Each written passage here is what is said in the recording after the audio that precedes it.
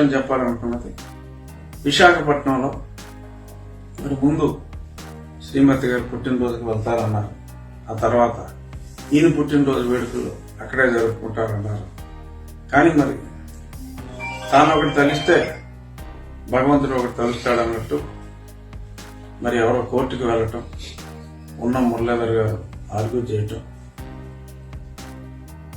వీటి తర్వాత 20 రోజులు ఆర్గ్యుమెంట్ల తర్వాత నిన్న ప్రస్తుతానికి హోల్డ్ చేయండి, ప్రభుత్వం కోరుకున్నట్టు 3 మెంబర్ బెంచ్కి చీఫ్ జస్టిస్ గారి ధర్మాసనానికే నేను రిఫర్ చేస్తాను.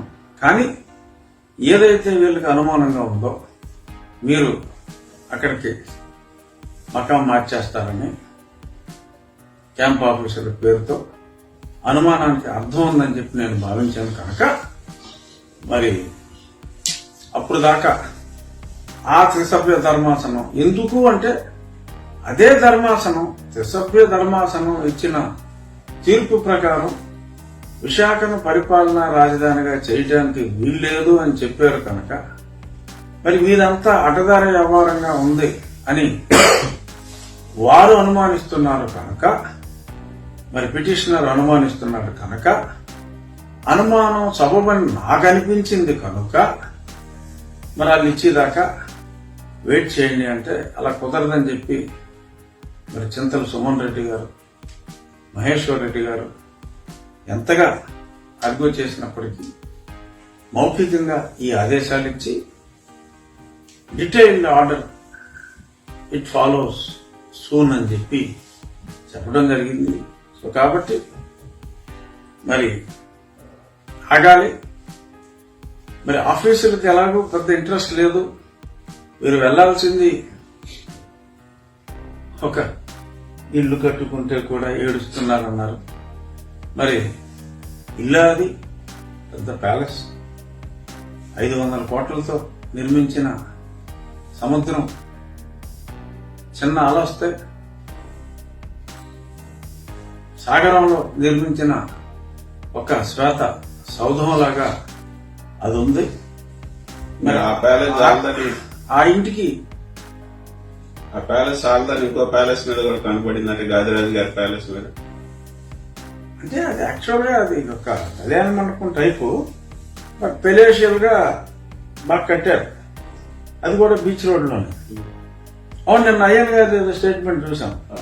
భారతిరెడ్డి గారు కనబడింది, దాన్ని ఇచ్చేయమంటే అంటే 22A నోటీస్. అంటే ఆయన ఆ గాదిరాజు గారు తప్పు చేశారు. కళ్యాణ మండపం గాదిరాజు కళ్యాణ మండపం అని పెట్టుకోవాలి పేరు. ప్యాలెస్ అని పెడితే ప్యాలెస్ లో ఎవరుంటారు? దేవుడు రాజు. దేవుడిగా భావించే రాజు కావచ్చు, రాజు. సో మరి ఒక పక్క ఋషికొండ ప్యాలెస్ లో మరి మీరు ఉన్నప్పుడు ఋషికొండకి దగ్గరలో ఈడెవడో గాదిరాజు ప్యాలెస్ కట్టుకుంటే ఎవడు సహిస్తాడండి? ఎవడో సహించడు. కళ్యాణ మండపం పేరు మారితే చాలంటారు.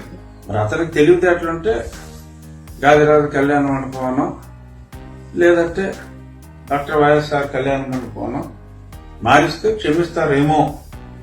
బట్ ఒకసారి ప్యాలెస్ అని పేరు పెట్టినందుకు మరి ప్యాలెస్ అంటే మనం బెంగళూరు ప్యాలెస్ గురించి విన్నాం, తాడేపల్లి ప్యాలెస్ గురించి విన్నాం, లోటస్ పాండ్ ప్యాలెస్ గురించి విన్నాం, ఇంకోటి ఏంటి పులిందులు కాకుండా ఇడుపులపాయ ప్యాలెస్ గురించి ఉన్నాం. అలా మరి వారికే చెల్లిన ఆ పదం ఏ రాజు పడితే ఆ రాజు. ప్యాలెస్ లన్నీ ఆయన పేరుతో రిజిస్టర్ చేయాలి.